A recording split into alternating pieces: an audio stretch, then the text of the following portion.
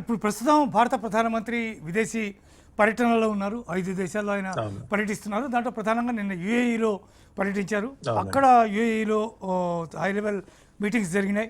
అవును. అక్కడ ఏవో 2 ఒప్పందాలని 2 సంతకాలు చేశారు. 2 అవును. దేశాలు కూడా సంతకాలు చేశాయి. ఆ తర్వాత ఇవాళ నెదర్లాండ్స్ వెళ్ళారు. నెదర్లాండ్స్లో అవునండి. ఇవాళ ఆయన పర్యటిస్తున్నటువంటి పరిస్థితి ఉంది.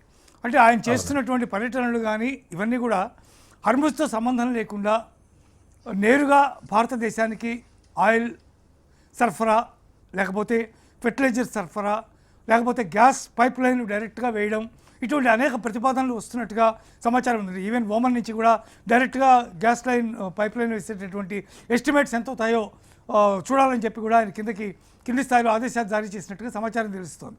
ఇట్లాంటి నేపథ్యంలో హర్ముజ్ విషయంలో ప్రధానమంత్రి తలకాయ పెట్టే అవకాశం ఏమైనా ఉందా? కూడా అలా ఉంటే ఆయన ఈ ఏర్పాట్లన్నీ ఎందుకు చేసుకుంటున్నారు అనేది ప్రధానమైనటువంటి ప్రశ్న.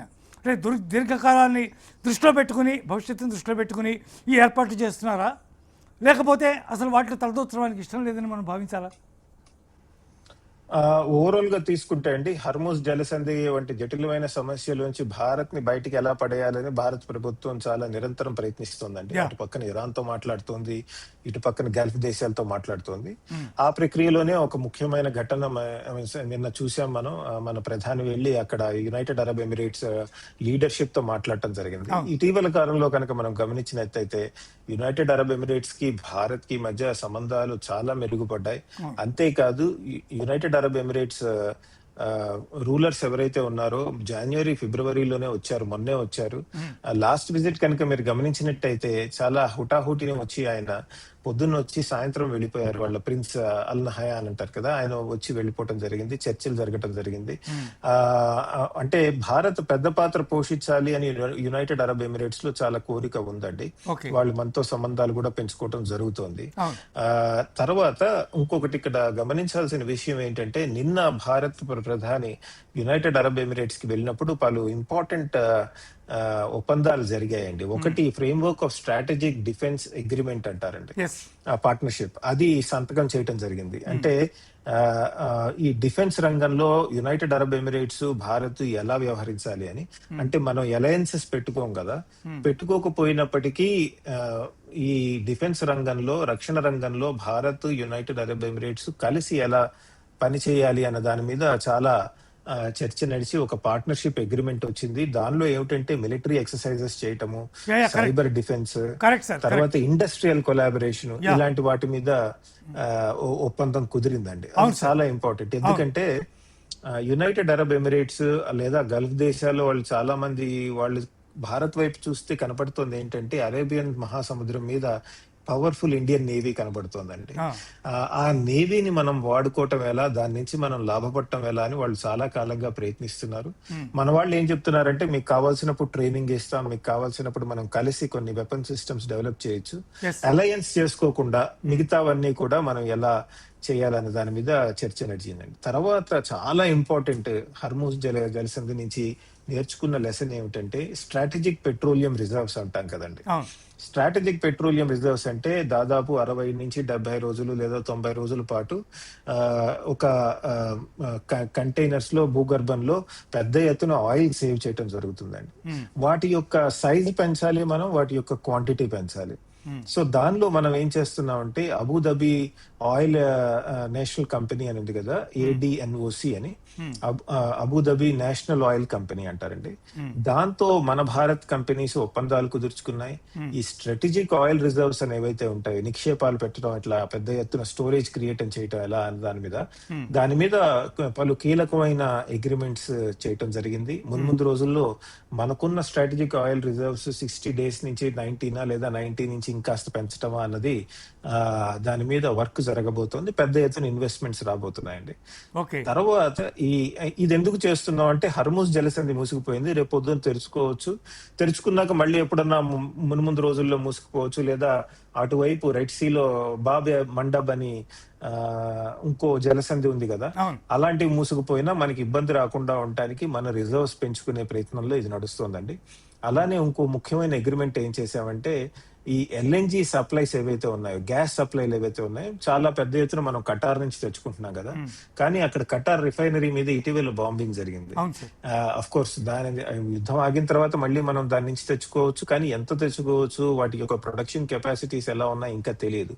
అందుకని నిన్న ప్రధాని వెళ్ళినప్పుడు ఏం చేశారంటే, యునైటెడ్ అరబ్ ఎమిరేట్స్ నుంచి పెద్ద ఎత్తున గ్యాస్ కొంటామని లాంగ్ టర్మ్ అగ్రిమెంట్స్ చేసుకోవడం నడిచిందండి. సో ఓవరాల్ గా తీసుకుంటే మీరు చెప్పినట్టు హర్మూజ్ జలసంధి నుంచి వచ్చిన ఎక్స్పీరియన్స్ నుంచి నేర్చుకుని ఆ ఆ, ముందు ముందు రోజుల్లో భారత్ ఎలా వ్యవహరించాలనే దాని మీద చాలా వ్యూహాత్మకంగా భారత ప్రభుత్వం అడుగులు తీసి ముందుకు వెళ్తోంది. ఆ ఈ అందులోనే ఇటువంటి చాలా ముఖ్యమైన డెవలప్మెంట్ ఏంటి అంటే, ఈ నిన్న యునైటెడ్ అరబ్ ఎమిరేట్స్ లో భారత్ ప్రధాని పర్యటన చేయటము, ఇలాంటి కాంప్రహెన్సివ్ అగ్రిమెంట్స్ అంటాం కదండి, లాంగ్ టర్మ్ అగ్రిమెంట్స్, Yeah. అవి చేసుకోవటం జరిగిందండి. తర్వాత వేరే ఉన్నాయి చిన్న చిన్న అగ్రిమెంట్స్ ఏమిటంటే షిప్ బిల్డింగ్ మీద, షిప్ రిపేర్స్ మీద, తర్వాత యునైటెడ్ అరబ్ ఎమిరేట్స్ నుంచి పెద్ద ఎత్తున ఇన్వెస్ట్మెంట్స్ తీసుకురావటం, ఒక $5 బిలియన్ ఇమీడియట్ గా ఎలా ఇన్వెస్ట్ చేయాలి అన్న దాని మీద కూడా నడుస్తుంది. ఇంకా ముందు కూడా యునైటెడ్ అరబ్ ఎమిరేట్స్ మన దేశంలో ఇన్వెస్ట్ చేసే అవకాశాలు ఉన్నాయండి. గ్యాస్కి సంబంధించి కూడా ఈ పైప్ లైన్కి సంబంధించినటువంటి ఇందాక నేను చెప్పినట్టుగా ఎస్టిమేట్స్ అవి అర్జెంటుగా కావాలని చెప్పి ప్రధానమంత్రి అడిగారని సమాచారం. అవును. ఒకవేళ అది కనుక కార్యరూపం కనుక దాలిస్తే, ఒకవేళ అసలు గ్యాస్ సమస్య కూడా చాలా వరకు మనకి ఇంత ఇబ్బందికర పరిస్థితి ఉండదు అని చెప్పి భావిస్తున్నారు. దాన్ని కరెక్టేనని మనం నమ్మొచ్చా? అంటే దాని మీద చర్చ నడుస్తోందండి. మన భారత ప్రభుత్వం మన ఫారెన్ మినిస్ట్రీ స్పోక్స్ పర్సన్ అడిగితే ఆయన ఖండించలేదు, దానికి సమర్థించలేదండి ఆ ప్రశ్న అడిగినప్పుడు. ఎందుకంటే సముద్ర మార్గంగా మనం కనుక పైప్ లైన్ వేస్తే, గ్యాస్ పైప్ లైన్ చాలా ఖరీదు ఎక్కువ అవుతుంది. దాని యొక్క ఖరీదు ఎక్కువ అవటమే కాకుండా లాస్ కాస్ట్ బెనిఫిట్ అనాలిసిస్ చేయాలి కదా, అవన్నీ కూడా చేయాల్సిన అవసరం ఉంది. కాకపోతే ఇక్కడ రెండు తరహాలైనటువంటి పైప్ లైన్స్ గురించి ఆలోచించాలండి. ఒకటి, ఇప్పుడు యునైటెడ్ అరబ్ ఎమిరేట్స్ నుంచి ఆయిల్ కానీ గ్యాస్ రావాలి అంటే కనుక అది హర్మూజ్ జలసంధి నుంచే రావాలి కదా. అది దాటి రావాలి అంటే కనుక ఒమాన్ లోకి యునైటెడ్ అరబ్ ఎమిరేట్స్ నుంచి ఒక పైప్ లైన్ వేయాల్సిన అవసరం ఉంది. ఆల్రెడీ ఒకటి ఉంది, అది సరిపోవట్లేదు, ఇంకా అలాంటివి వేయాల్సిన అవసరం ఉంది. ఇప్పుడు ఆల్రెడీ ఉన్న పైప్ లైన్ ఫుజైరా పోర్ట్ దగ్గరికి వెళ్తోంది. అది హర్మూజ్ జలసంధికి దగ్గరగా ఉండటం వల్ల ఇరానియన్స్ వచ్చి అటాక్ చేయగలుగుతున్నారు. సో ఇంకేమన్నా కొత్త పైప్ లైన్ వేసి ఒమాన్ లోకి, కొత్త పోర్ట్స్ లోకి కొత్తగా పైప్ లైన్ వేయచ్చా లేదా అన్న దాని మీద కూడా చాలా చర్చ నడుస్తోంది.